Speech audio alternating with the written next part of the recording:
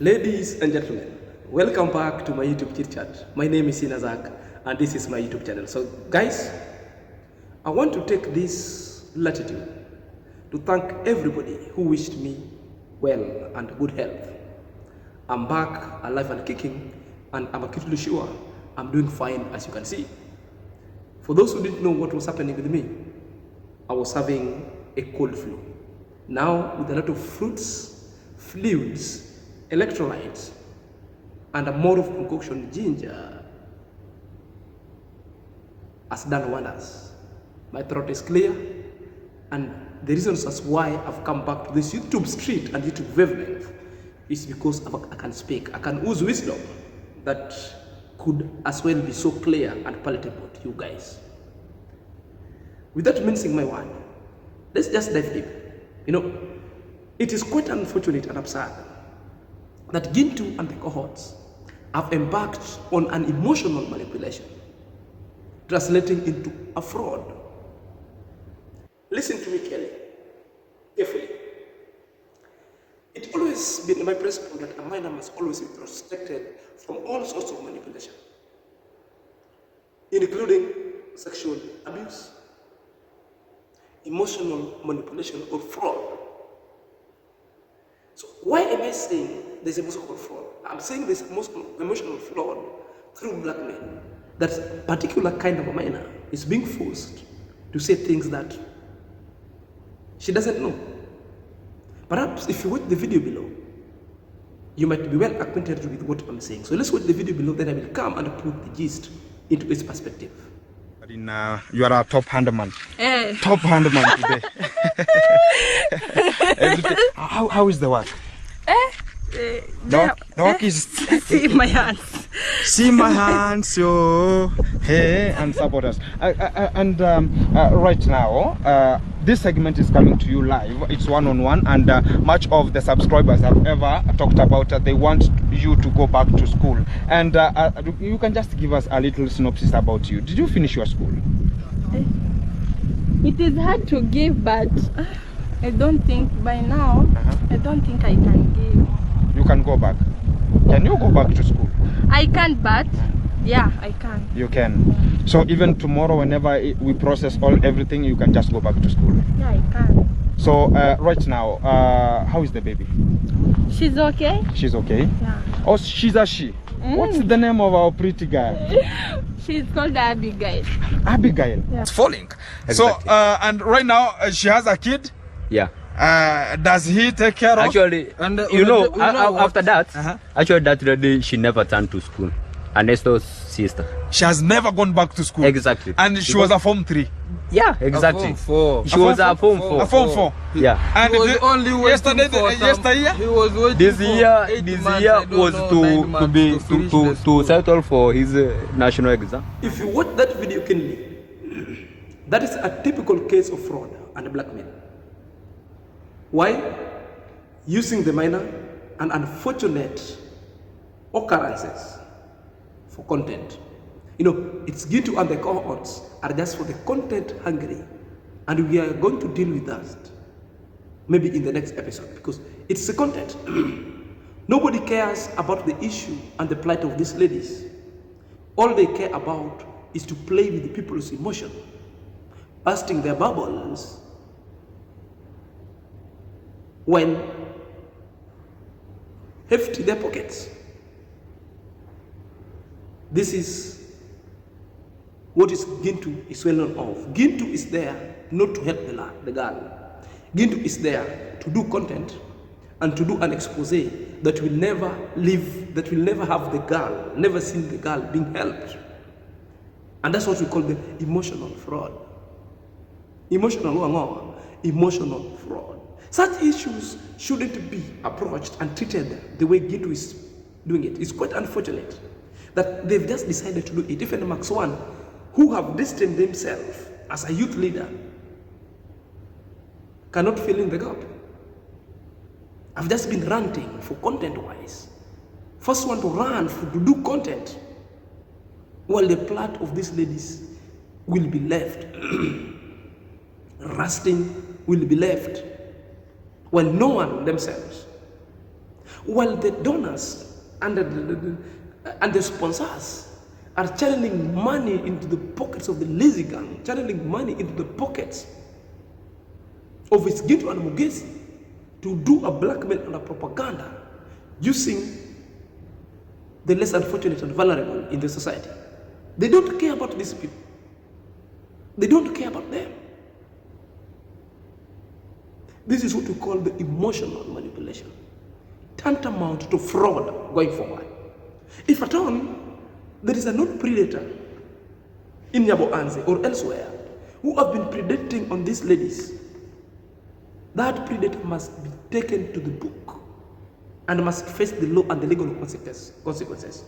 But not only on a mere minimum of propaganda or political theatrics, but on a mere campaign that there is an evidence, physical evidence, biological evidence, and evidence that you can say that it is a fact that person X, Y, Z impregnated the minor,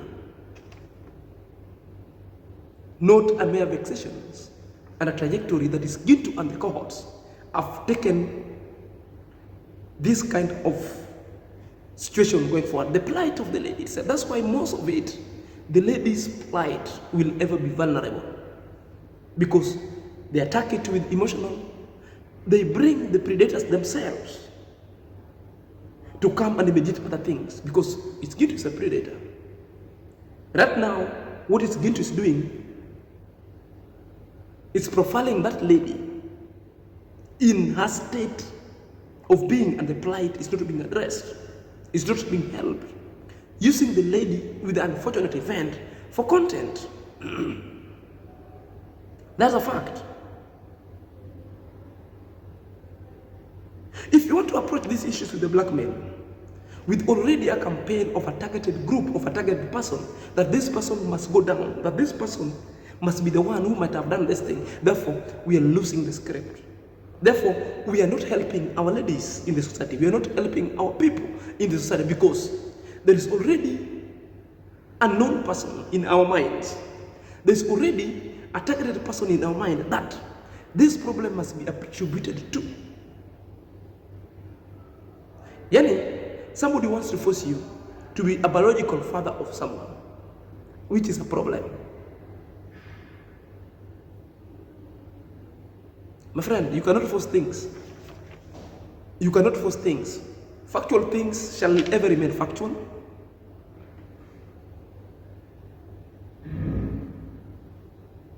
There is no way about it. There is no way about it. You know, they've decided if it is not Marwa, then it must be Marwa. If it's not him, then it must be Mayugulu. If it is not Mayugulu, therefore it must be Amaro Party. If it is not Amaro Party or anybody, therefore it must be somebody who is associating with Amaro. If there is no any other person, then the issue itself shall dissipate, because that evidence can never be person XYZ. It must just be Ayamaro and his associates. Even in the face that evidence have come out that are rescuing these people, they have a reprobates. We have people who just want other people down. They've tried it a long time. We know the script. The question that we are asking ourselves, why is it an emotional fraud? It is an emotional fraud because it's Gintu, upon meeting this lady, decided never to ask a genuine questions, because the questions that ought to have been asked were never asked. That's why I said this one is for content purpose. This one is for emotional gallery theatrics. The question that was supposed to be asked was supposed to be, how old are you? So that we get to know the age of the lady as of now. Then will help us to count back whether the lady was a minor at the time that the lady was engaging herself into sexual activity or not. Very important question. Nobody asked. The reason why I'm asking you this, people are throwing the age of the lady is 12 or 13. Then you are saying the lady was in Form 3 last year, but now the lady was supposed to be in Form 4. 12 years in Form 4. Our basic primary or education in Kenya, we start school and you be in grade 1 at age 7. Count from age 7. We have class 1 to class 8. 7 plus 8, which means you finish class 8 when you're 15. 15 plus 4, 19. You finish from 4 high school when you're already 19. My question, how old is this lady? Another possible scenario, ask the question again. The lady called Abasa has got a YouTube channel. She did a YouTube channel, did a video. Then Mayani, who is a classmate, greeted her. How are you, my classmate? Then on Mugitsu video live, Mayani stated that he is 21. And Mayani was a classmate of this lady. They sat on the same desk. How old is the lady? The question that people cannot ask. Now, let me jog your mind. Another question, who is the father of your kid? The question that was supposed to be asked, never asked. Because we want to skillfully and obtusely peg this problem to Ayamarwa, to Mayuguno.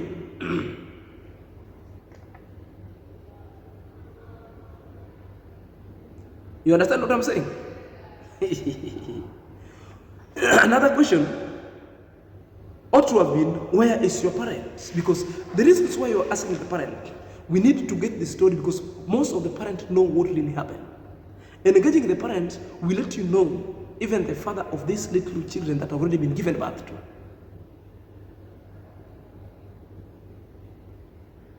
But his Gintu cannot play that role because his Gintu himself is also 21 years old. And Gintu is 21 years old, and at the age, he's going to turn 21 years old in some few months. Maybe I think in November. He's 20. And at the age of 20, it's Gintu has got 3 kids with different baby mamas. Now see the kind of a person you entrust with a minor. It tells you how it's rot. It is a rotten deal, big time.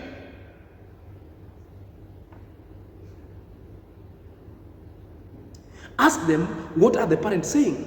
You'll get to know what the parents saying. And the parent will tell you and advise you further.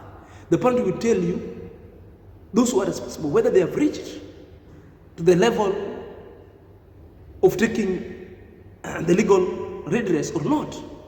But we are playing gallery. People sending money, people sending super chat. While we are neglecting the plight of the vulnerable. We are very busy focusing on this Gintu. Oh, Gintu, applause. Oh, Gintu, thanks for expose. What? Guys, sometimes I wonder.